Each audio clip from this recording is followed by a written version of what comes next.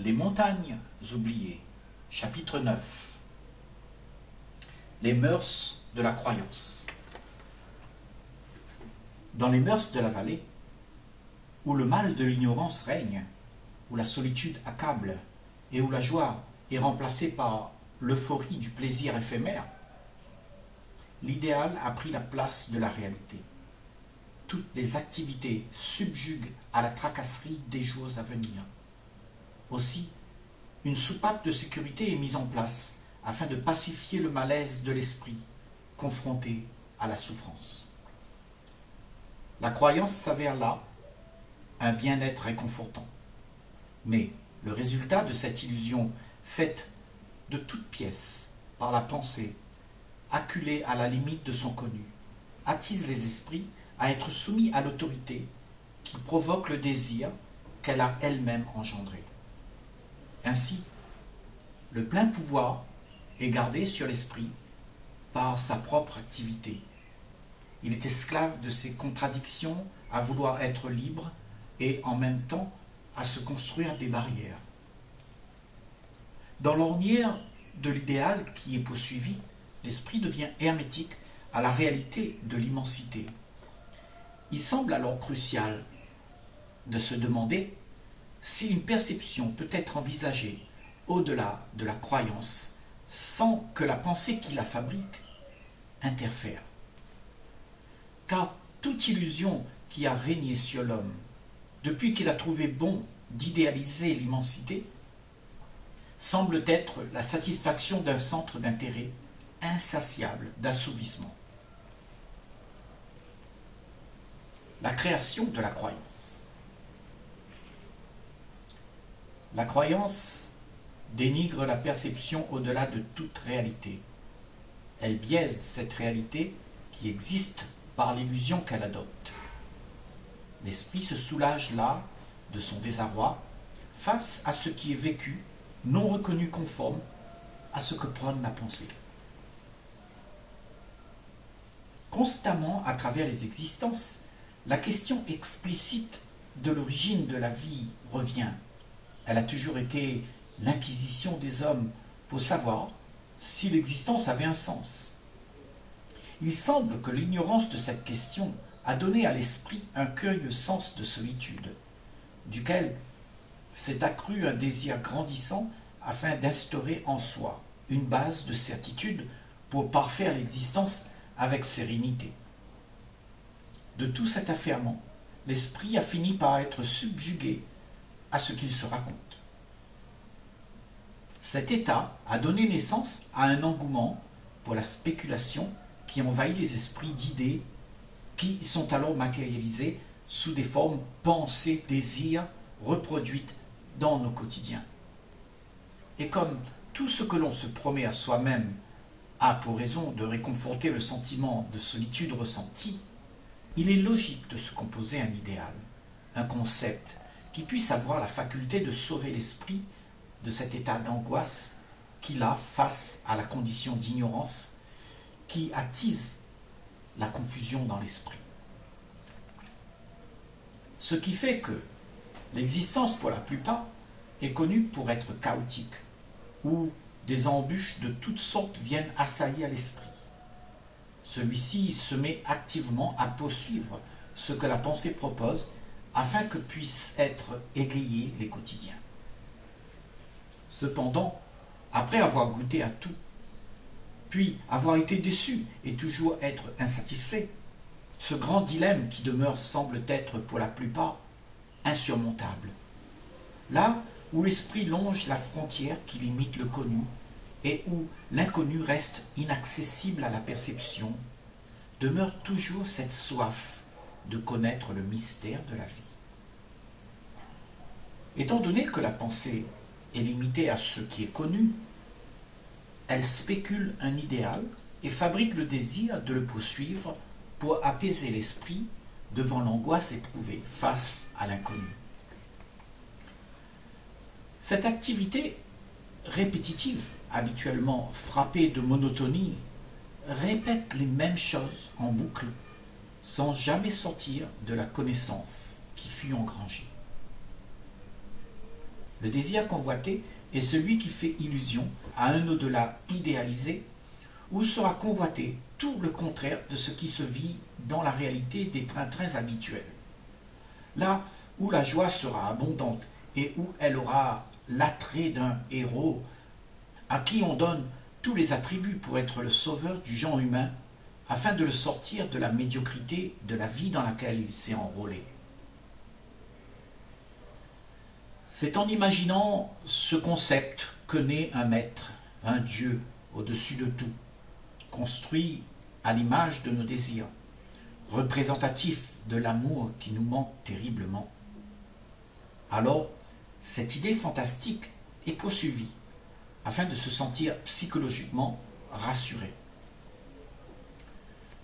Dans cette sécurité établie, où il y a cet espoir d'être sauvé de l'angoisse face à l'ignorance, s'adonne la propagande des désirs à poursuivre ce que nous aimerions devenir, et cette activité soutient l'entité « moi » qui prolonge son existence à travers l'espoir. Toute l'approche que la pensée utilise pour tenter d'enrayer la confusion de l'ignorance est le leurre de nos propres espoirs qui sont poursuivis allègrement. Ce concept rêvé et propagé collectivement emporte l'individu à jouer le rôle que la pensée préconise, et indubitablement cela crée un monde à part.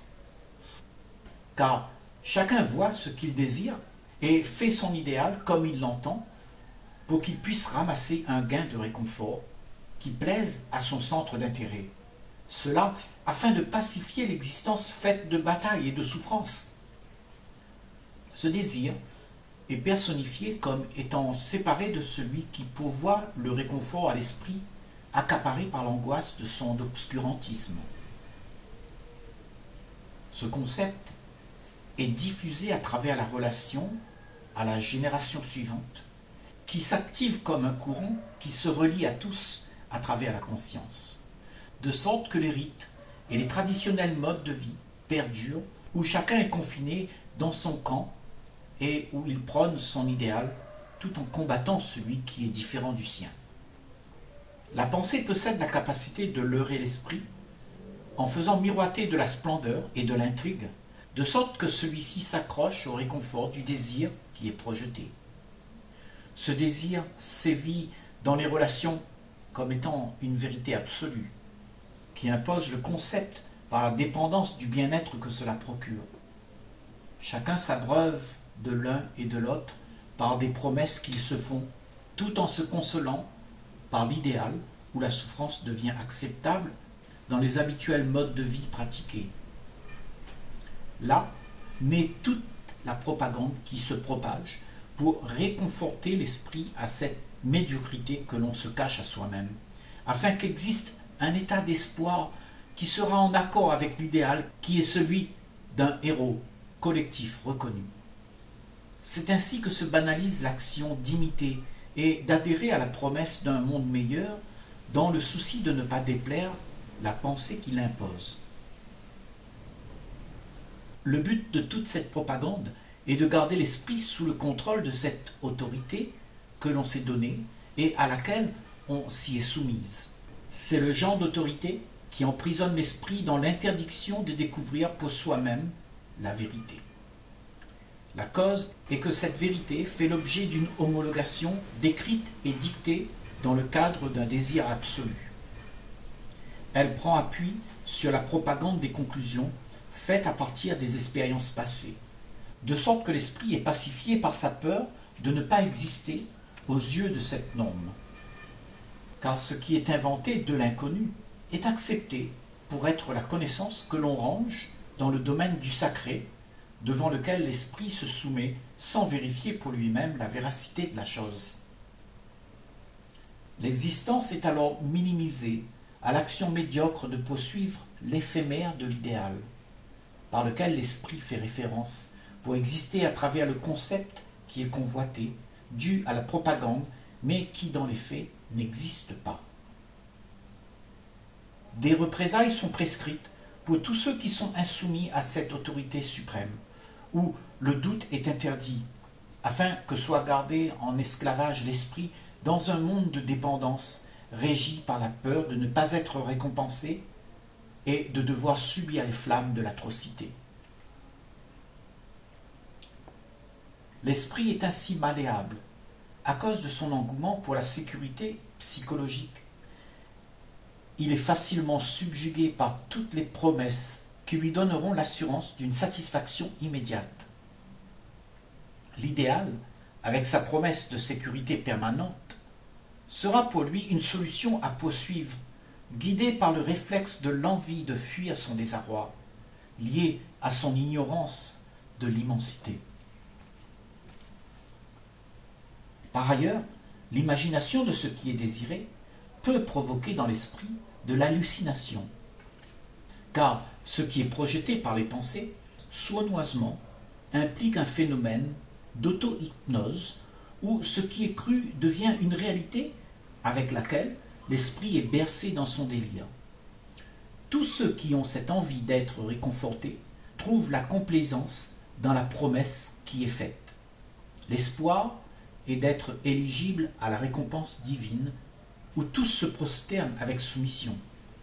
En attendant, celui qui proclame les promesses continue à le faire afin de garder les esprits dans l'ignorance de ses propres capacités à découvrir par ses propres moyens ce qui est véritablement vrai. C'est une capacité que l'on détient soi-même, de sorte qu'elle soit ressentie par soi. Elle est redoutée par ceux qui proclament ce qu'est la vérité et son chemin à suivre. Leur crainte est celle de perdre le pouvoir, de soumettre la directive à suivre pour guider les esprits dépendants de la propagande des promesses mises en avant.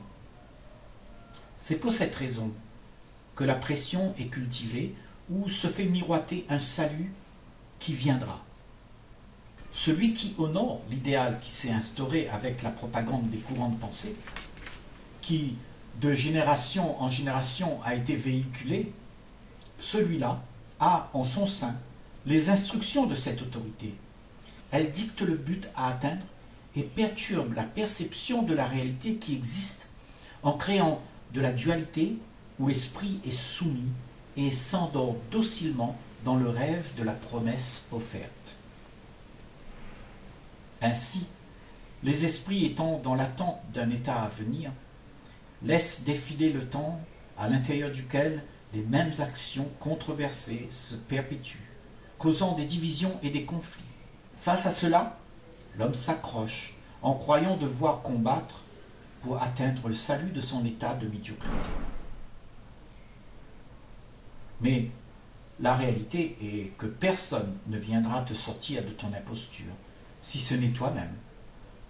Mais comme des décennies de propagande ont construit la trame du conditionnement, l'esprit demeure dans la logique de l'action irresponsable, en accusant, en reniant et en prenant la position de victime. Ce qui, bien entendu, provoque chez lui l'attente du désir d'être servi et d'être aimé, entraînant le conflit en soi. Il reste alors dépendant de sa pensée prometteuse, de lendemain radieux, et d'idées qui proclament son salut. Ce sont là les courants de pensée qui gouvernent l'esprit de manière tenace, fugace et sournoise, brandissant le spectre de la peur à celui qui doute, empêchant toute tentative de déjouer l'asservissement de l'esprit. L'état d'esprit qui est adopté est celui du désir d'être en sécurité que l'on s'impose à soi-même. Car nous nous sommes identifiés aux pensées et jouons leur rôle. Ainsi, on s'est rendu esclave des modes de vie conformes à la dictature des pensées qui promettent le salut. L'esprit, enlisé dans sa zone de confort, demeure cloîtré dans l'attente que la vie lui soit dévoilée. Si bien que tout ce que la pensée propose sera vu comme un destin à accepter, tout en faisant foi à son idéal qui promet la rédemption. Mais, ce faisant, rien ne se passe qui libère. L'esprit continue à jouir de la convoitise des privilèges en s'isolant dans ses modes de vie à souffrir de l'isolement sans connaître la joie d'être en paix et dans l'unité. C'est un mode de vie tenace où chacun amasse du réconfort tout en s'inventant la meilleure stratégie pour faire perdurer ces confortables modes de vie. Le but est de se faire plaisir et de jouir du bien-être que cela apporte, afin de déjouer la réalité de soi à laquelle on ne veut pas faire face. Remettre en cause toutes ces attitudes égocentriques qui sont majoritairement reniées implique une confrontation aux problèmes qu'elles posent. Car l'esprit utilise la distraction de la course au gain du désir pour fuir cette remise en cause. Toute la satisfaction que le désir procure est facteur d'injustice qui crée les rangs sociaux et engendre de la méfiance et de la haine au sein des relations. Il y a cette évidence que si la condition de médiocrité dans laquelle l'esprit se trouve est perçue dans sa vraie proportion, il pourra y avoir une remise en cause des modes de vie de nos sociétés, de l'éducation, des relations, de nos croyances divisées dans le sectarisme. Et enfin, tout ce que nous considérons acquis et accepté comme une tradition ancrée dans la répétition des habitudes, toutes les bases sur lesquelles nous nous appuyons s'effondreront. Cela pour avoir eu la présence d'esprit de faire face à la réalité des rôles qui se jouent et se rendre compte de l'absurdité de nos actions incongrues. Ces actions nous ont conduits à pratiquer l'isolement qu'engendre l'individualisme, qui cause l'absence d'amour et donne place au chaos. La vie monotone qui se mène manque d'enthousiasme, dit-on alors. Nous sommes si habitués à la distraction qui nous fait nous évader de nos vies en manque de joie que nous craignons la simplicité d'un moment silencieux à rester sans rien faire. L'activité de la machine pensante est programmée pour que l'esprit reste occupé à des jacasseries de toutes sortes qui passent du coq à l'âne sans donner du répit à l'esprit. C'est un programme qui conduit l'esprit à l'action pour être occupé aux affaires de la pensée, qui est ni plus ni moins le défilement de ce que restitue la mémoire des expériences vécues. Si l'esprit arrive à observer tout ce mouvement comme étant le résidu d'un passé mort, il sera alors libéré de l'emprise que la machine pensante exerce sur lui. Car en obéissant ce qui est prôné, la vraie nature authentique de soi est en contradiction avec l'action qui est menée. Il y a là une terrible dualité qui apporte le mal-être, où l'esprit est rendu vulnérable à toutes les suggestions qui lui donneront une voie de sortie. Il se laisse ainsi inoptiser par les belles promesses alléchantes que l'on se raconte à soi-même. Mais si tant soit peu, l'esprit se rend compte de la supercherie et reste lucide, sans être accaparé et emporté par ses actions, et qu'il garde la présence d'esprit sur la réalité, l'illusion sera débusquée. Cet esprit-là ne se racontera pas d'histoire. Les rêves d'un monde qui n'existe pas laissent la place à la réalité de ce qui existe. L'être authentique n'a pas à vivre la vie qu'il devrait avoir, mais il est lui-même la vie qu'il y a à vivre. Il ne se demande pas ce que sera demain, car il s'est libéré de toutes les pensées qui le faisaient réagir sous la pression de la peur.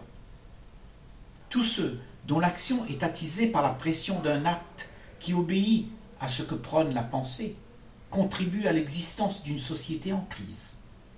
Le fonctionnement est basé sur ce que les désirs projettent et conditionne l'esprit à assouvir la demande d'une insatisfaction.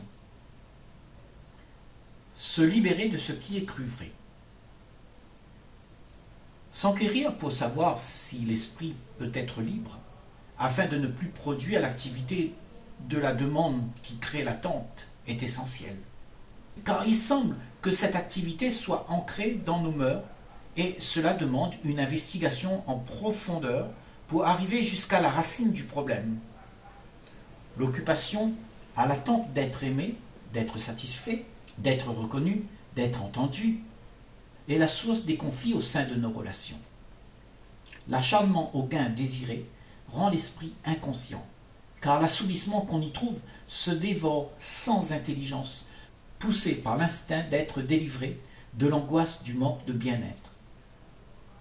Et en s'y consacrant, on se croit être tout puissant et tout permis, si bien qu'on laisse dans nos sillons un monde à l'agonie, qui sera aussi victime de ce que la pensée prône. Car cet autre qui souffre voudra lui aussi sortir de son malheureux sortilège pour se satisfaire du plaisir et d'en être assouvi à son tour. Un cercle vicieux de violence où la souffrance est mise sous sédatif, mais ne guérit jamais. Cet attachement est ce qui nous réconforte. En s'y accrochant, on s'acquiert un genre de sécurité qui nous permet de rester à peu près cohérents pour fonctionner machinalement dans les rôles que nous pensons devoir jouer. Mais vivre pleinement la vie avec toute la capacité de l'esprit, sans être altéré par les limites des connus, requiert un esprit libre de toute béquille que l'on se donne pour parfaire l'existence. Car pour pouvoir explorer au-delà des limites habituelles, toute entrave doit être appréhendée. Ce parcours ne se propose pas à la nonchalance de celui qui a élu domicile dans sa zone de confort, mais à celui qui est sérieux dans sa démarche et qui est terriblement assoiffé de vérité, où il devra se demander: ai-je vraiment l'intention de renoncer à la sécurité que je me suis faite mienne et abandonner toute idée qui réconforte? Toutes ces croyances que je me suis formulées et auxquelles je me suis accroché, serais-je prêt à m'en détacher? Seul celui qui est sérieux dans sa démarche le fera. Le réconfort, lui, est l'affaire d'un centre d'intérêt, moi, qui distrait l'esprit à rester asservi à la vie coutumière qui est menée avec ses hauts et ses bas, sans réelle joie de vivre. Le problème n'est pas que l'esprit soit embarqué à s'amuser et à idéaliser la vie, mais c'est surtout parce qu'il y a le reniement de cette fausse note, sur laquelle il insiste à jouer jusqu'à se faire croire à lui-même être dans le vrai.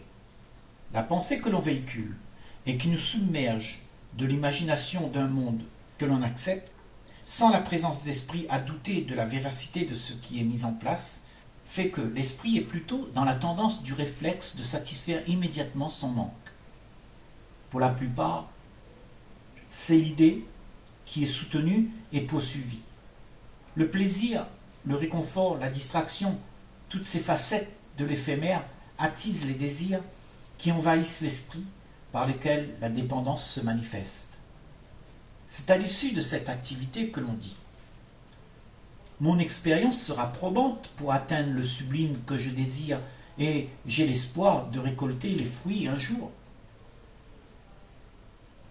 Mais l'histoire nous montre que nous sommes toujours au même point, à la poursuite du vent, sans connaître la nature de l'immuable et de sa beauté, où l'esprit peut enfin se reposer sans être à la quête d'un sauveur quelconque. Et comme celui-ci n'existe pas, mais qu'il est l'invention de nos désirs, que nous attendons de toute l'activité que l'esprit mène, n'a alors aucun sens. Tout est là, maintenant, dès que ne sont plus énoncées les promesses des pensées qui embarquent l'esprit au-delà de la réalité qui existe. Il n'y a rien qui doit être atteint. Tout ce que tu cherches se trouve être là, en soi.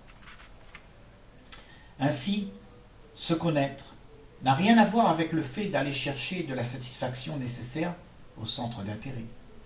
Mais elle est celle d'être émerveillé par la découverte d'instant en instant, une perception de l'univers sans limite qui nous représente et que la pensée ne peut pas concevoir. En découvrant que l'on n'a rien à espérer des illusions que la pensée projette, alors se l'accaparer et s'y attacher est une vaine activité. S'apercevoir que l'on cultive les mensonges des pensées qui répètent la propagande des conclusions passées et que cela sont les désirs que nous avons en ligne de mire à atteindre. Il y a absurdité. Se rendre compte de cela donne place à une perception sans frontières où l'inconnu est accessible à l'esprit. le voile sur l'immensité de l'univers tombe.